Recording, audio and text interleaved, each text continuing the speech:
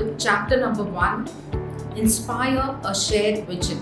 Ever wondered why Mahatma Gandhi's Satyagraha influenced India's independence so majorly? One man's vision became the entire nation's reality. Mother Teresa's vision of helping the poor and the needy inspired people so much that today we have schools, orphanages, clinics and hospitals in different parts of India and also parts of the world. Steve Jobs envisioned the iPod, the iPhone and the iPad much before people became addicted to gadgets. He inspired people to be innovative and driven. So, what is so powerful about a vision?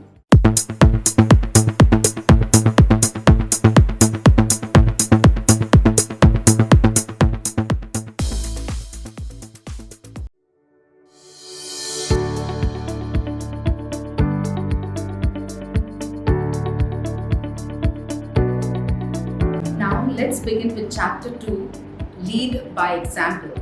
After inspiring a shared vision, the next step is to act in ways that inspire people to achieve their vision, beginning with yourself.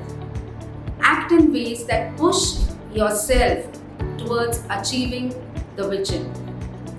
So whether it is the meetings that you conduct, the presentations that you make, after inspiring a shared vision and getting people on board, the next step is to lead by example.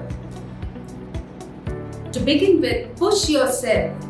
Act in ways that pushes you towards achieving your vision. And what does that mean? That means that every action that you take, every time that you spend on activities should help you achieve the vision.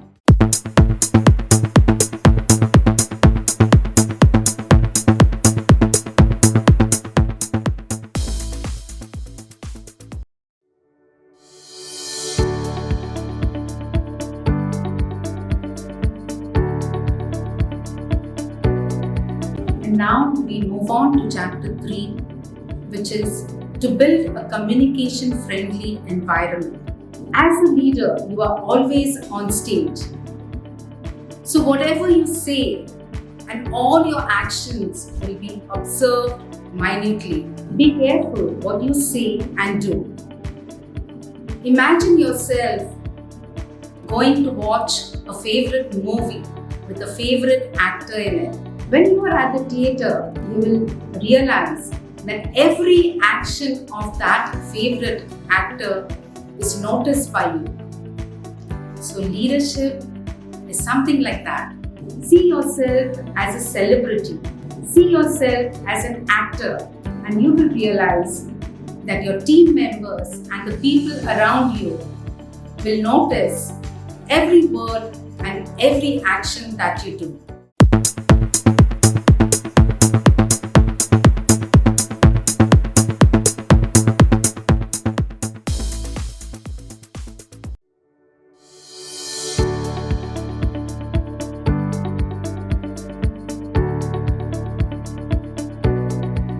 And we now move on to chapter 4, which is be accountable.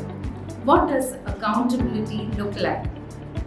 In simple words, to be accountable means to be responsible for the outcome or the results, whether good or bad. Many leaders take responsibility for the success, but not the failures. So being accountable means you are responsible not just for the success, but you are also responsible for the failure. In my career, there are times where I have failed. But taking responsibility for the failure and acknowledging my mistake has only made me a more respected leader.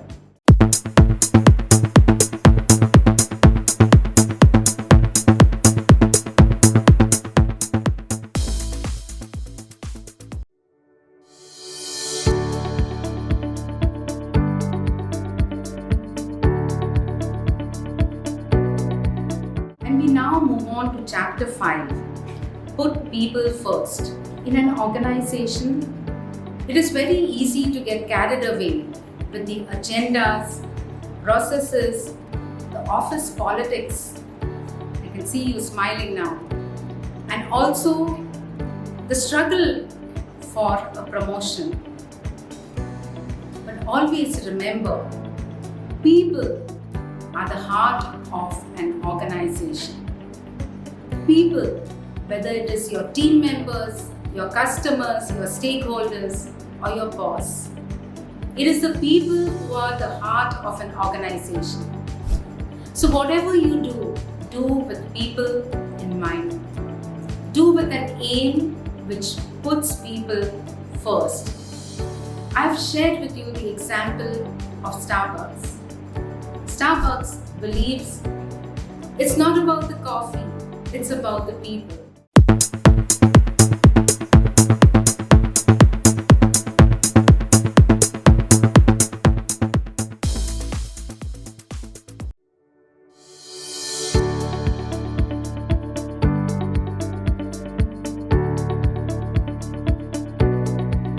And we now begin the next chapter, manage your time effectively. In this section, you will learn how to manage your time effectively. Do you know where your time goes? In an organization, leaders have so much to do, isn't it? We all have 168 hours a week. Some leaders manage their time very well. Others feel starved for time. With an accurate picture of where your time goes, you will be able to understand whether time is spent in achieving tasks which further your goals, or are you wasting your time? And how do you do that? Begin by writing down all the activities that you do in a given day. Preferably if you can do it for a week. Look at those activities. Give them time slots. How much time do you spend on each of those activities? With a clear picture of how you spend the day,